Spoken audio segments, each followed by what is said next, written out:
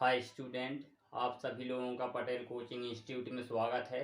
आज हम पढ़ने वाले हैं जीवों में जनन। तो सबसे पहले हम लगाएंगे हेडिंग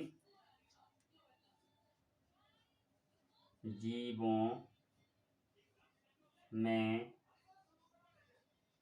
जनन। तो कोई भी जीव अपनी जाति को आगे बढ़ाने के लिए अपने ही समान संतान को जन्म देते हैं।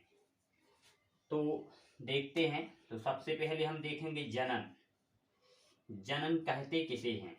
तो जनन कहते किसे हैं तो क्या बोल सकते हैं? इसमें हम बोल सकते हैं कोई भी जीव अपने समान जीव को जन्म देने की प्रक्रिया को ही जनन कहा जाता है।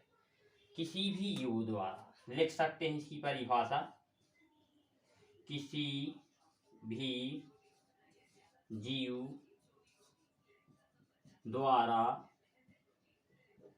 अपने समान संतान को जन्म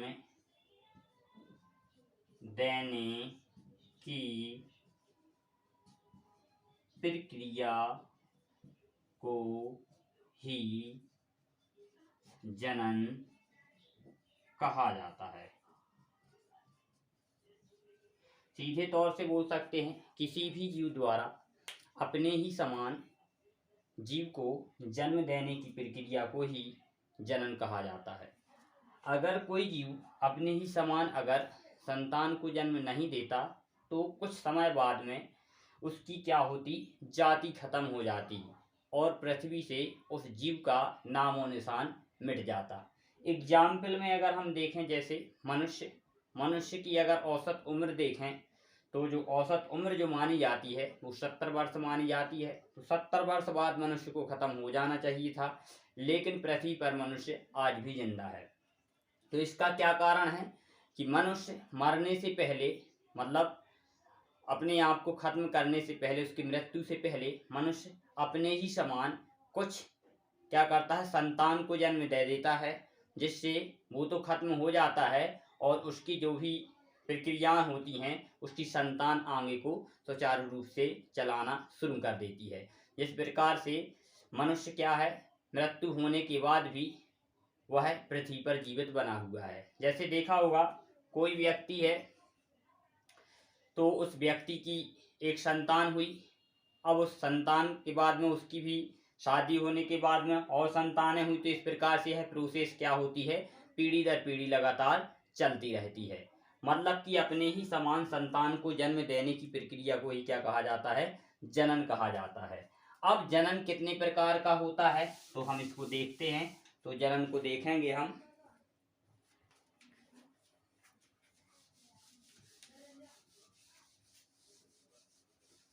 तो अब देखेंगे हम क्या, जनन के प्रकार। तो जनन के प्रकार जो देखेंगे हम, तो प्रकार यह कितने प्रकार का होता है तो 2 प्रकार का। यहां हम लिख सकते हैं जनन 2 प्रकार का होता है। पहला जो रहेगा वो रहेगा लैंगिक जनन। कौन सा जनन? लैंगिक जनन। और जो दूसरे नंबर का होगा वो रहेगा अलैंगिक जनन। अब यह 2 प्रकार का जनन होता है। जीवों में 2 प्रकार का जनन होता है, एक होता है लैंगिक जनन और एक होता है अलैंगिक जनन। लैंगिक जनन क्या है तो सीधे तौर से हम बोल सकते हैं इसको जनन की वह प्रक्रिया जिसमें 2 विपरीत जनकों की आवश्यकता होती है, उसे क्या बोलते हैं, लैंगिक जनन। अलैंगिक जनन किसे बोलेंगे? जनन की वह प्रक्रिया जिसमें केवल एक जनक जीव की आवश्यकता होती है। मतलब एक ही जीव अपने से संतान को क्या कर देगा, उत्पन्न कर देगा। इसे संतान को उत्पन्न करने के लिए किसी दूसरे जीव की सहायता नहीं लेनी पड़ती है। लेकिन लैंगिक जनन में ऐसा नहीं होता है। लैंगिक जनन में क्या होगा, अगर हम इसे बोलना चाहें, अगर हम इसको आसान भाषा में समझे तो क्या बोल सकते हैं, इसमें एक नर और एक है ना, नर और किसकी जरूरत पड़ती है, मादा की आवश्यकता पड़ती है। मतलब कि इन दोनों की आवश्यकता पड़ेगी तभी यह कौन सा जनन होगा, लैंगिक जनन होगा। लेकिन अलैंगिक जनन में ऐसा नहीं है, नर मादा की नहीं जरूरत पड़ेगी, ओनली कोई एक ही जीव क्या करेगा, उसको जन्म दे देगा। अगर हम अलैंगिक जनन का अगर हम एग्जाम्पल दें तो क्या हो जाएगा, अमीबा। अमीबा जो जीव है ये क्या है, इसको किसी दूसरे जीव की जरूरत नहीं पड़ती है, यह अपने से ही क्या करेगा, अपने शरीर को, विकसित शरीर को, पूर्ण विकसित शरीर को क्या करेगा, दो भागों में तोड़ देता है, जिससे दो जीवों का जन्म हो जाता है। तो इसे क्या बोलेंगे, अलैंगिक जनन। और लैंगिक जनन में क्या होगा, नर की भी जरूरत पड़ेगी और मादा की। जैसे हम बोल सकते हैं पुरुष और स्त्री दोनों के मिलने से ही एक तीसरी संतान क्या होगी, जन्म लेगी। तो हम इसमें लिख लेते हैं क्रमागत तरीके से, इसकी परिभाषा भी लिख लेते हैं हम। तो सबसे पहले जो हमें देखना है वो हमें कौन सा देखना है, लैंगिक जनन। हमें आशा है कि आप लोगों को बहुत ही आसान तरीके से समझ में आ रहा होगा। तो सबसे पहले जो हमारा पहला जनन है वो कौन सा है, लैंगिक जनन। इसकी हम अगर परिभाषा लिखें तो हम क्या बोल सकते हैं, जनन की वह प्रक्रिया जिसमें दो विपरीत जनक जीवों की आवश्यकता होती है, लैंगिक जनन कहलाता है। एग्जाम्पल अगर लिखें हम, जैसे क्या हो जाएगा, मनुष्य। लैंगिक जनन का एग्जाम्पल जो उदाहरण हो जाएगा वो क्या हो जाएगा, मनुष्य। मतलब दो विपरीत जनकों का मतलब क्या हो जाएगा, एक नर होगा और एक मादा होगा। ठीक है। अब जैसे यही प्रक्रिया जो लैंगिक जनन की, कुत्ते बिल्ली जो आदि होते हैं, बहुत सारे जीव होते हैं, तो उन सभी में कौन सी प्रक्रिया होती है, लैंगिक जनन। सीधे तौर से हम समझ सकते हैं जिसमें दो जीव आपस में मिलकर के एक संतान को जन्म देने की प्रक्रिया जो करते हैं वह किसके अंतर्गत आएगा, लैंगिक जनन के। एग्जाम्पल में अगर हम जैसे बोले तो मनुष्य हमने बोल दिया है, तो मनुष्य में क्या आ जाएगा, एक तो भैया आ जाएगा नर और एक आ जाएगा मादा।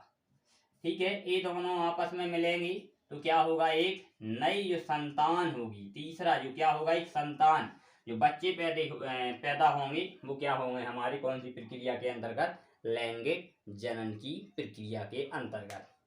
तो इसमें बहुत सारे उदाहरण हैं जिन्हें हम आसानी से आप देखते हैं अपने चारों ओर, बोल सकते हैं कुत्ते बिल्ली जो अलग अलग जीव होते हैं उनसे संबंधित आप समझ सकते हैं।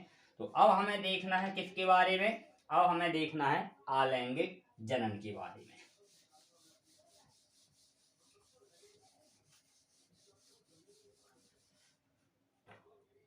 तो अगली जो सेकंड जो हमारी हेडिंग रहेगी वो कौन सी होगी, अलैंगिक जनन। इसकी परिभाषा लिखना चाहें तो हम क्या बोल सकते हैं, जनन की वह प्रक्रिया जिसमें केवल एक जनक जीव की आवश्यकता होती है, अलैंगिक जनन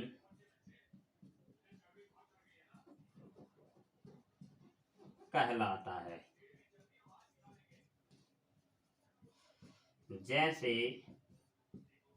अमीबा, पैरामीशियम आदि बहुत सारे हो जाएंगे। तो सीधे तौर से हम बोले अलैंगिक जनन की वह प्रक्रिया जिसमें केवल एक ही जनक जीव की आवश्यकता होती है, अन्य किसी जीव की आवश्यकता उसको नहीं पड़ती है, वह प्रक्रिया हमारे जनन की क्या कहलाएगी? अलैंगिक जनन। अमीबा बोला है, एक कोई अमीबा है, यह मान लीजिए यह अमीबा है, यह पूर्ण विकसित अमीबा है, तो यह दो भागों में टूट जाएगा। क्या हो जाएगा भैया? दो भागों में टूट जाएगा। तो एक क्या था? अमीबा था, ए भी अमीबा बन गया है, ये अपने ही समान बन गया है, ए भी अमीबा बन गया है। तो ये दो अलग अलग जीवों को क्या कर दिया है? इसने जन्म दे दिया है। तो ये कौन सी प्रक्रिया है? अलैंगिक जनन प्रक्रिया है। तो इससे संबंधित जो भी और आगे जो बिंदु रहेंगे उनको हम अगले वीडियो में देखेंगे। तो आज से हमने पुनः अपने चैनल के माध्यम से पुनः हमने स्टार्ट कर दिया है पढ़ाना। तो हमें उम्मीद है कि आपको अच्छे तरीके से समझ में आया होगा। अगर वीडियो पसंद आया है तो लाइक और अपने दोस्तों को शेयर करें और चैनल को सब्सक्राइब करें। और अगर इसमें समस्या आती है इससे संबंधित तो आप कमेंट बॉक्स में लिख सकते हैं। धन्यवाद।